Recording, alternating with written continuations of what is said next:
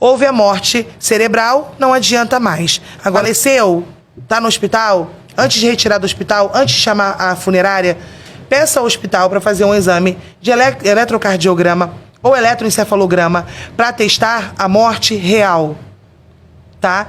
Existem mortes que não são a real.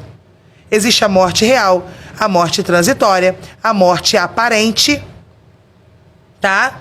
E a morte que a gente ainda consegue reanimar, né?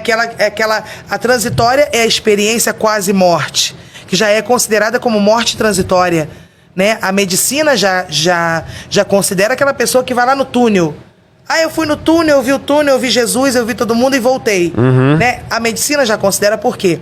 Alguns pacientes que foram estudados voltaram comentando coisas que os médicos só falaram entre eles. Meu Deus. Contando coisas que o médico... Eu me arrepio, minha perna arrepia todinha. Contando coisas... Eu acho isso muito incrível, sabe? Assim, o Anthony a morte, a espiritualidade, é tudo, né, Antônio? É tudo... É muito incrível, dá vontade de ficar o tempo todo tentando estudar, tentando entender, porque a gente vive no meio disso. Sim. E aí, a pessoa volta de lá e fala, não... Mas como você me prova? Tem aquele filme, né? A Libélula, começa tudo por aí, né?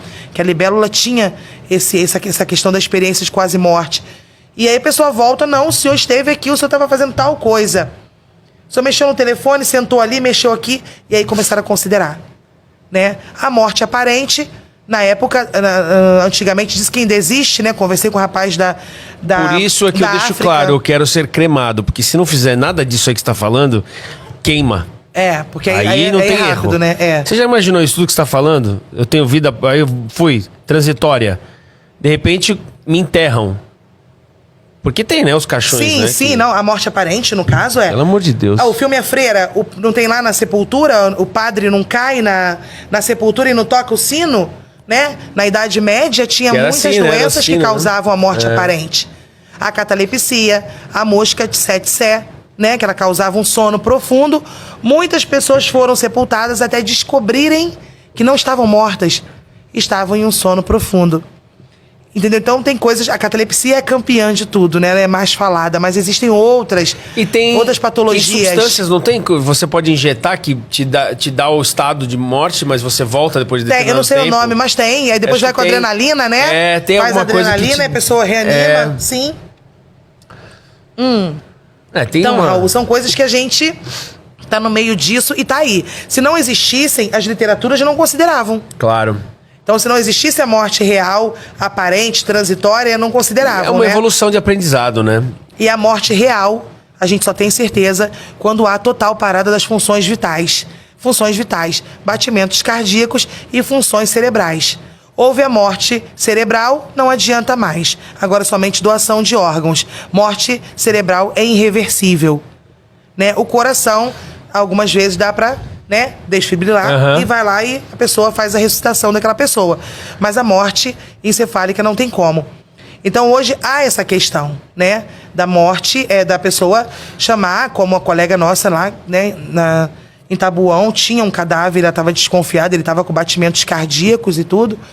E aí veio o médico e falou, não tá. Ele tá com um marca-passo que ainda está emitindo os sinais. Né, mas era o marca-passo, ele estava em óbito e com sinais do óbito, com sinais da morte, que é principalmente, de imediato, a rigidez cadavérica. Então existe isso. Faleceu, gente, eu quero que venha. Mas aqui não tem eletrocardiograma, não tem eletroencefalograma. Eu não tiro daqui. Sim, espera. Enquanto vocês não me mandarem uma unidade móvel com um eletrocardiograma ou eletroencefalograma para eu saber se a minha mãe realmente está morta. Porque muitas pessoas já foram sepultadas realmente vivas. Pelo amor de Deus. É triste a gente falar isso, mas a gente fala em cima de pesquisas. Por quê? Porque antigamente, o parâmetro para se saber que estava morto era uma coisa tão, sabe, tão simples, tão sem noção, Sim. que uma pessoa em estado cataléptico, ela era sepultada logo como... Aí surgiu, né, de tanto sepultarem antigamente, dessa questão da Idade Média, surgiu o velório de 24 horas. Para quê? Eu tenho 24 horas para saber se ele vai levantar.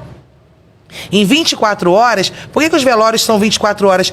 Quantos sinais da morte você acha que um cadáver apresenta em 24 horas? Principalmente no calor.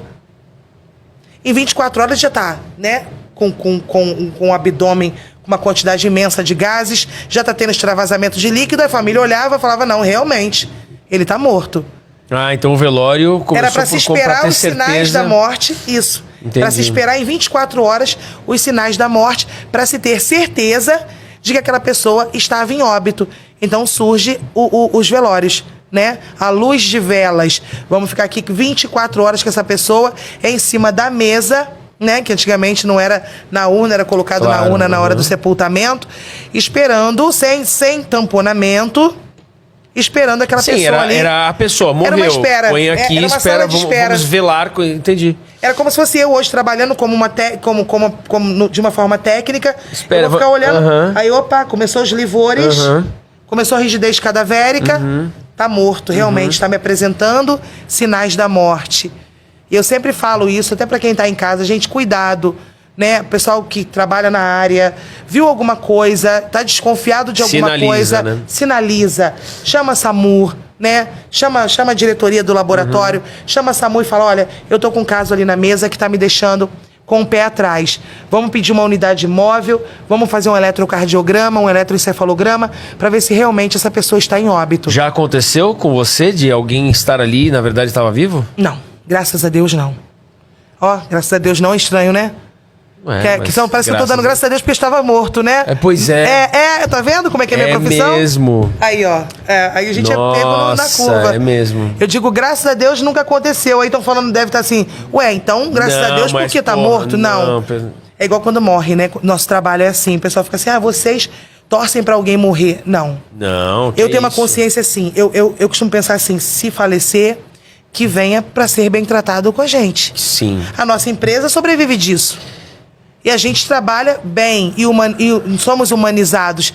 Então, que venha para ser tratado. E como é incrível que é unânime as pessoas que te adoram, que enxergam esse respeito que você tem pela sua profissão. É unânime. É unânime, né, Anthony? A gente, é uma coisa incrível. Você, parabéns mesmo. A gente, depois da última entrevista, viu na real repercussão disso e a quantidade de pessoas que te admira, que vê o quanto você respeita, o quanto você é séria, o quanto você ensina, a sua oratória, a maneira como você explica, a maneira como você se comunica.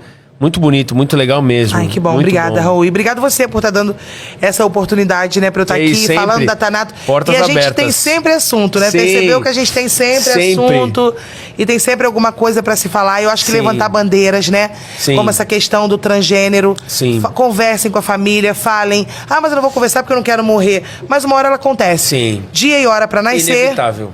Dia e hora pra morrer, né? Só existe aí um intervalo que a gente tem que viver da melhor forma, porque daqui a pouco o Papai do Céu chama a gente tem que ir.